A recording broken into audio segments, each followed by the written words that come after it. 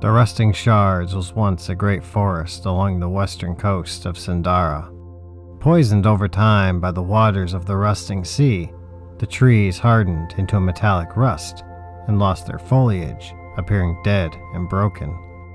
Nodules of dark amber sap bulge out across the tree trunks, often in the dozens, and they glow a sickly yellow-brown.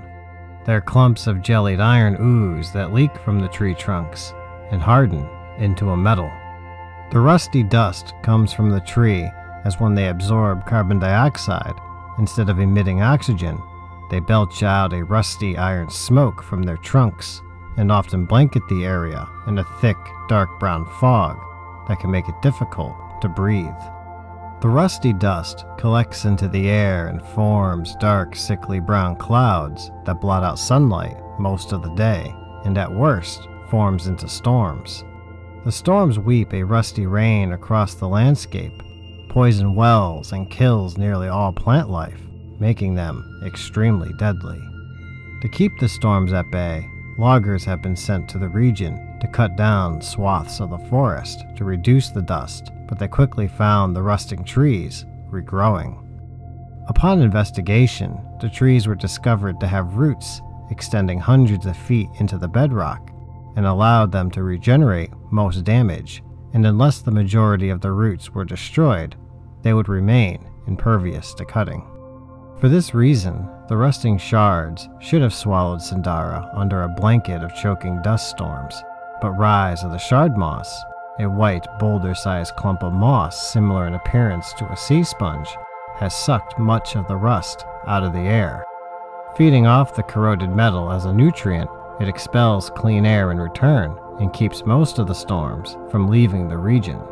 Druids have encouraged growth of the plant across the region, especially around the borders where fields of the moss have been planted. It has kept the dust trapped within the Rusting Shards, and at times even cleaned some of the air within the forest. However, despite their success, another moss has begun to grow, the rust growth, and has appeared everywhere across the woods. Similar to its cousin in appearance, it is a deep brown color and creates a rusting aura radius that is highly magical in nature, its aura breaking apart most metals into a fine powder. The rust growth grows so thick and fast in the forest, it makes it near impossible to keep any metal within the region intact.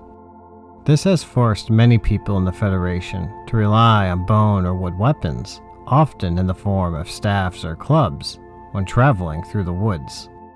They will use the logs of the forest for building, as it is hard and the metallic-like bark seems impervious to the moss. Many even find the nodes of glowing amber useful to light the area at night or cut through the fog on a bad day. Deep within the forest, great clearings can be found forming a circle of barren wood.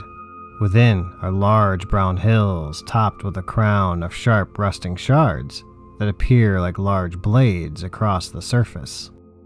Mysterious and unknown, sometimes they hum, and sometimes strange cube-like shapes appear at the center, as if something is trying to manifest. But what that remains is unknown.